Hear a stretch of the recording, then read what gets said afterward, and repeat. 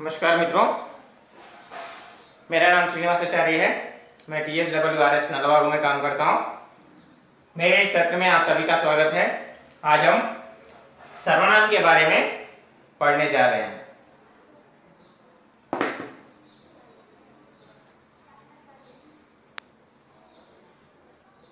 सर्वनाम, सर्वनाम का शाब्दिक अर्थ है सर्व माने सभी, सभी के नाम के बदले आने वाले, सभी के नाम, लेकिन नाम के बदले आता है। सर्वनाम किसे कहते हैं, इसकी परिभाषा क्या होगी, पहले हम देखते हैं परिभाषा यानी डेफिनेशन। परिभाषा किसे कैसे लिख सकते हैं?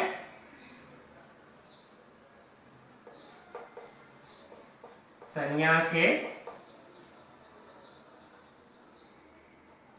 बदले या संज्ञा के स्थान पर आने वाले शब्दों को सर्वनाम कहते हैं। ठीक है, संज्ञा के स्थान पर आने वाले शब्द या संज्ञा के बदले आने वाले शब्द जो हैं सर्वनाम कहलाते हैं। संज्ञा के बदले इनका उपयोग क्यों करना चाहिए? अगर संज्ञा है तो संज्ञा ही क्यों ना, इसका उपयोग क्यों ना करते? इसके लिए भी एक समाधान है। ऐसा हम कह सकते हैं कि भाषा में या किसी अनुच्छेद में संज्ञा का बार बार इसका प्रयोग करने से उसकी जो सुंदरता है वह निकल जाएगी।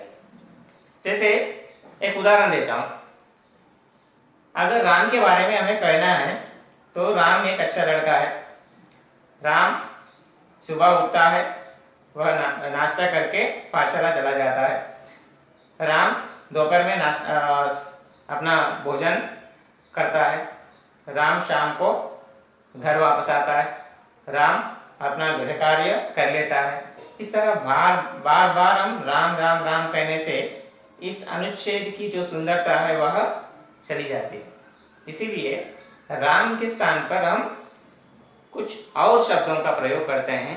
ऐसे शब्द ही सर्वनाम कहलाते हैं। जैसे राम एक अच्छा लड़का है, वह सुबह उठता है, नाश्ता करके पाठशाला चला जाता है। वह अपना भोजन दोपहर में कर लेता है और शाम में घर वापस आता है। वह अपना गृह कार्य स्वयं कर लेता है। इस तरह कहने से उसकी सुंदरता बढ़ेगी।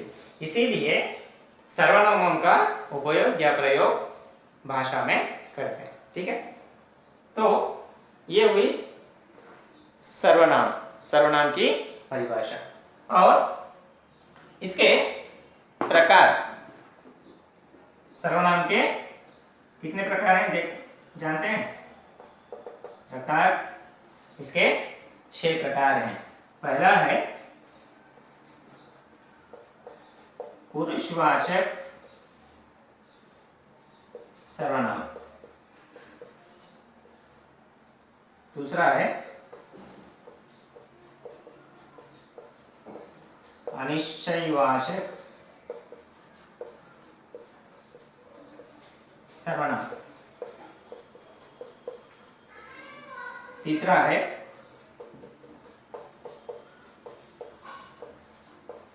निश्चयवाचक सर्वनाम।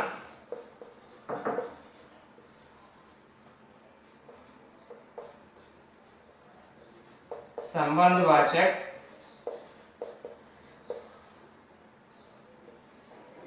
सर्वनाम।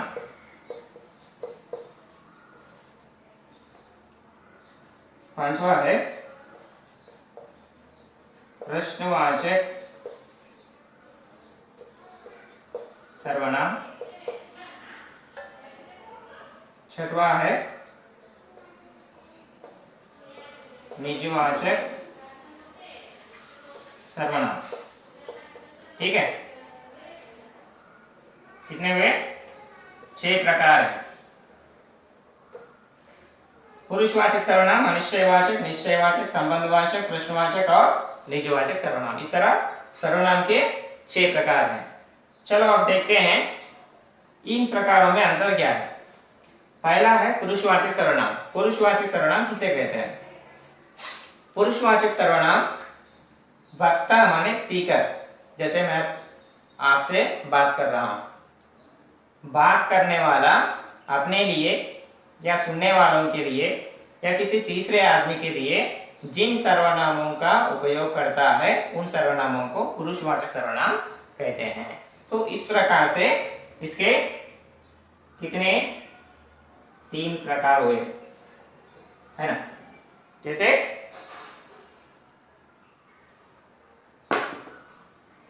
पहला है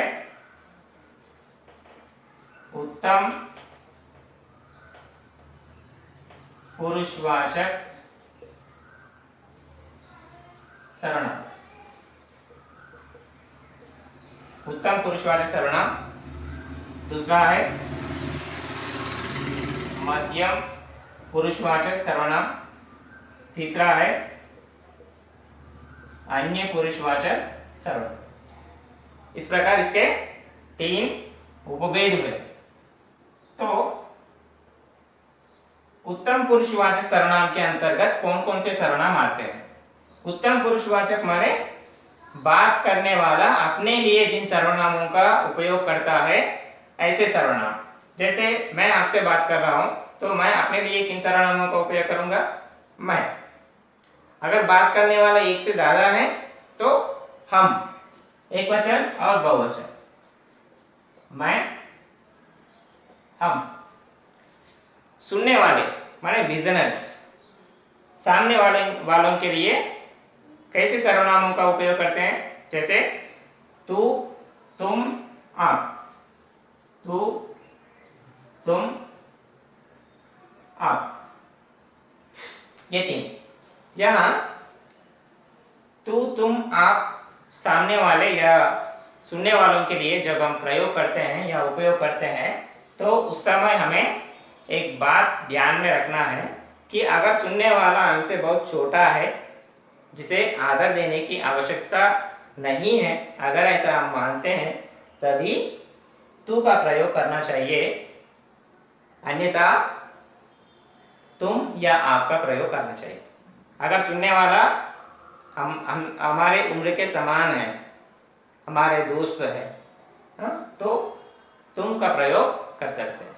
अगर सामने वाला या सुनने वाला हमसे बड़ा है, उम्र में बड़ा है, या अगर छोटे भी हैं तो हम उन्हें आदर देना चाहते हैं तो आपका प्रयोग करना चाहिए। जैसे तू का जब हम प्रयोग करते हैं तब क्रियाएं जो हैं आज्ञा के रूप में होंगी। जैसे तू इधर आ, तू बैठ, तू उठ, तू यहां से जा, इस तरह के। तुम जब प्रयोग करते हैं तो क्रियाओं के अंत में ओकारांत क्रियाएं होती हैं। जैसे तुम जाओ, तुम आओ, तुम लिखो, तुम बैठो, ओकारांत होंगे। और आपका जब प्रयोग करते हैं तो ये अंत वाले क्रियाएं आएंगे। जैसे आप इधर आइए, आप यहाँ बैठिए, आप उठिए, आप चली जाइए, इस तरह की। ठीक है। अन्य पुरुष माने थर्ड पर्सन। जैसे इसमें भी हम आपका प्रयोग करते हैं। आप, यहां आपका जो अर्थ है मीरू, आदर के साथ, आदर के लिए, आदर देने के लिए यहां इसका प्रयोग करते हैं। लेकिन यहां आपका मतलब है ही और अतनु, थर्ड पर्सन। जैसे मैं एक उदाहरण देता हूं। नन्नैया आप तेलुगु के बड़े कवि थे। जब हम नन्नैया के बारे में कह रहे हैं या बात कर रहे थे, नन्नैया बहुत अच्छे कवि थे वे, या आप तेलुगु के बड़े कवि थे, आप तेलुगु के बड़े कवि थे। आप माने अतनु, ठीक है, थर्ड पर्सन के रूप में यहां लेते हैं। अनिश्चयवाचक सर्वनाम किसे कहते हैं? दूसरा है अनिश्चयवाचक सर्वनाम। अनिश्चयवाचक माने अनिश्चय, जिसके बारे में हम निश्चित रूप से कह ही नहीं सकते, ऐसे संदर्भों में, ऐसे समय में हम अनिश्चयवाचक सर्वनामों का उपयोग करते हैं। जैसे कोई या कुछ, जैसे कोई आ रहा है, कौन आ रहा है इसके बारे में ठीक से हमें जब नहीं पता तब हम इसका प्रयोग करते हैं। कोई आ रहा है। कुछ, तुम्हारे मित्र के पास जाइए, वह तुम्हें कुछ देगा। क्या देगा इसके बारे में पूर्ण रूप से हमें पता नहीं है, जानकारी नहीं है। ऐसे संदर्भों में कोई या कुछ क्या है, अनिश्चयवाचक सर्वनामों का प्रयोग करते हैं। निश्चयवाचक सर्वनाम जब हम निश्चित रूप से कह सकते हैं, विदाउट एनी डाउट कह सकते हैं, ऐसे संदर्भों में निश्चयवाचक सर्वनामों का प्रयोग करते हैं। जैसे यह, वह, यह कलम है, यह श्यामपट है या श्वेतपट है, यह मेज है, यह लड़का है। इस तरह जब मुझे इसे लड़के कहने में कोई शंका नहीं है तो तब मैं कहूंगा यह लड़का है, वह लड़का है। ठीक है। जब हम निश्चित रूप से किसी के बारे में कहते समय इन सर्वनामों का प्रयोग करते हैं। संबंधवाचक सर्वनाम, इसके नाम में ही है संबंध, संबंध को सूचित करने वाले सर्वनाम। जैसे जो, सो, जिसकी, उसकी। उदाहरण के रूप में हम ले सकते हैं, जो लड़का पास पढ़ता है सो उत्तीर्ण होता है। जो लड़का पढ़ता है सो उत्तीर्ण होता है। जिसकी लाठी उसकी भैंस, जिसकी लाठी उसकी भैंस। जो लड़का पढ़ता है या जो लड़के पढ़ते हैं सो उत्तीर्ण होते हैं। इसका मतलब पढ़ने वाले लड़कों का संबंध उत्तीर्ण होने वाले लड़कों से है। उत्तीर्ण होने वाले लड़के वही हैं जो पढ़ रहे हैं, पढ़ने वाले लड़के वही हैं जो उत्तीर्ण हो रहे हैं। इन दोनों के बीच में संबंध है ना, इसीलिए संबंधवाचक सर्वनाम कहते हैं। प्रश्नवाचक सर्वनाम, जब हम जिन सर्वनामों को प्रश्न करने के लिए उपयोग करते हैं ऐसे सर्वनाम प्रश्नवाचक सर्वनाम कहलाते हैं। जैसे क्या, कौन, इस तरह के। तुम्हें क्या मिला? क्या माने किसी वस्तु के लिए यहां प्रयोग किया गया। तुम्हें क्या मिला? कौन, तुम्हें कौन मारे। ठीक है। यहां किसी व्यक्ति के लिए उपयोग किया गया। ठीक है। क्या और कौन, और तभी इन्हें प्रश्न करने के लिए भी प्रयोग किए जा रहे हैं, इसीलिए प्रश्नवाचक सर्वनाम कहते हैं। ये सर्वनाम है और प्रश्न करने के लिए भी उपयोग किए जा रहे हैं, इसीलिए प्रश्नवाचक सर्वनाम कहते हैं। तुम्हें क्या मिला, वहां क्या है। ठीक है। निजवाचक सर्वनाम, निज का अर्थ होता है स्वयं। इसके अंतर्गत आएंगे आप, अपने आप। यहां आपका प्रयोग तीसरी बार हुआ। आप। यहां इसका अर्थ है मीरू, माने आदर के लिए इसका प्रयोग किया गया। आप माने कोई तीसरा आदमी, आप माने खुद, स्वयं। ठीक है। निजवाचक सर्वनाम के अंतर्गत आप और अपने आप है। यहां जब हम कहते हैं कि यह काम मैं आप कर लूंगा, इसका मतलब मैं स्वयं कर लूंगा। यह काम मैं अपने आप कर लूंगा। यह काम मैं अपने आप कर लूंगा। इसका मतलब यह काम मैं स्वयं कर लूंगा या खुद कर लूंगा। ऐसे अर्थ में निजवाचक सर्वनामों का प्रयोग किया जाता है। कुछ और भी है यहाँ संयुक्त सर्वनाम हमें अक्सर पुस्तकों में मिलता है। संयुक्त सर्वनाम कॉम्पाउंड, यहाँ एक की जगह एक से ज्यादा सर्वनामों को मिलाकर या जोड़कर इसका प्रयोग किया जाता है। जैसे